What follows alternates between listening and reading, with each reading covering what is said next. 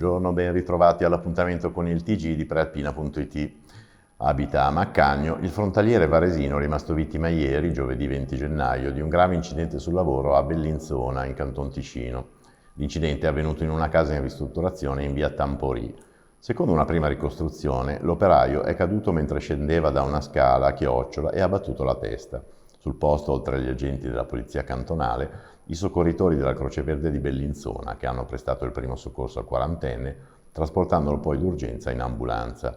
Le prime valutazioni dei medici parlano di gravi ferite, l'operaio sarebbe in pericolo di vita. Un autista dei pullman di Autolinee Varesine è finito in ospedale con una sospetta frattura al naso dopo essere stato aggredito nel pomeriggio di ieri da un passeggero salito sul bus armato di San Pietrino. L'aggressore è poi scappato, ma è stato riconosciuto dal conducente e ora è ricercato dai carabinieri. L'ennesimo episodio di violenza ai danni del personale dell'azienda di trasporti è avvenuto all'intorno alle 14:30. Secondo una prima ricostruzione dei fatti, l'autista della linea E, Avigno Bizzozero, ha avuto una discussione con una donna che aspettava il bus in Viale Borri ed era diretta verso il centro. Questa pretendeva di salire dalla porta anteriore, ma il conducente si è rifiutato di aprirle e l'ha invitata a utilizzare, come previsto, l'ingresso posteriore. La passeggera non l'ha presa bene, ha dato in escandescenze, coprendo di insulti l'autista. Quando poi il bus, completato il tragitto, è tornato nella direzione opposta, ha trovato ad attenderlo alla stessa fermata il compagno della donna, un personaggio già noto alle forze dell'ordine, il quale, secondo le ricostruzioni, quando si sono riaperte le porte, è salito e si è scagliato contro l'autista brandendo un cubetto di porfido, con il quale l'ha colpito violentemente sul naso. Poi è fuggito. L'autista, 49 anni, è stato accompagnato al pronto soccorso dell'ospedale di Circolo.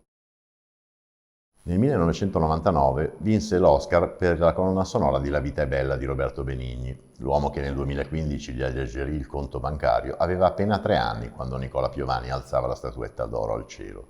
Ora ne ha 25 ed è a processo per l'attacco phishing al compositore romano. Il giovane hacker riuscì a sottrargli 100.000 euro. Ieri, giovedì 20 gennaio, l'udienza davanti al giudice Nicoletta Guerrero per ascoltare uno dei testimoni citati dal PM Laura Martello. Avrebbe dovuto deporre anche Piovani, ma era impegnato con un concerto e quindi verrà sentito durante la prossima udienza.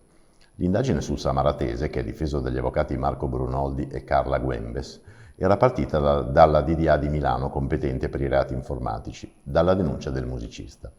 A parere degli investigatori, il 25enne avrebbe agganciato il premio Oscar con una finta mail attraverso la quale sarebbe riuscito ad acquisire le credenziali di accesso al conto corrente online di Piovani.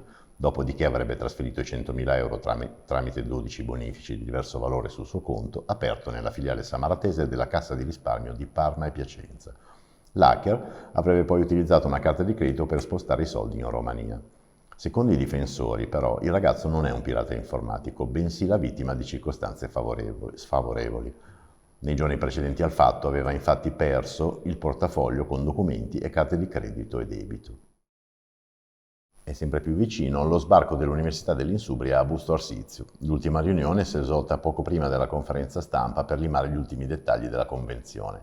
Poi l'assessore alla rigenerazione urbana Giorgio Mariani ha presentato la nuova convenzione che l'amministrazione comunale e l'Università dell'Insubria hanno appena siglato. Per l'Ateneo erano presenti il rettore Angelo Tagliabue, il direttore generale Marco Cavallotti e il delegato per i rapporti con Busto Arsizio Luigi Valdatta. A Busto sbarcheranno Scienze Motorie e Biomedical Sciences, oltre al Centro di Neuroscienze e al Centro per l'invecchiamento di successo. 100% animalisti all'attacco di Zlatan Ibrahimovic. Nella notte, sui cancelli dello stadio Meazza di Milano, il gruppo di animalisti ha affisso dei manifesti e dei cartelli contro il campione svedese, che attualmente imperversa sulle televisioni con lo spot in cui pubblicizza la fibra di Sky e che ha notoriamente una grande passione per la caccia. La fibra forte come Ibra, scrivono gli animalisti, è il mantra che accompagna gli spot di Sky, di cui Zlatan è testimonial. A noi delle due forze riunite importa nulla, come poco importa l'improbabile recitazione di Ibra. Quello che ci importa e ci indigna è sapere che userà i soldi che incassa a vario titolo per alimentare quella che, più che passione, si può definire la sua monomania, la caccia. Come tutti sanno, Ibra, fuori dello stadio, è un efferato cecchino di ogni specie di animale. Suo vanto e aspirazione è uccidere in ogni parte del mondo, meglio le specie più rare. Ha speso milioni per comprare isole, foreste, tenute da riempire di animali e divertirsi a massacrarli con gli amici. Sui cartelli affissi allo stadio, foto di animali uccisi, tra cui quella del leone che sarebbe stato preda anni fa dello stesso Ibrahimovic.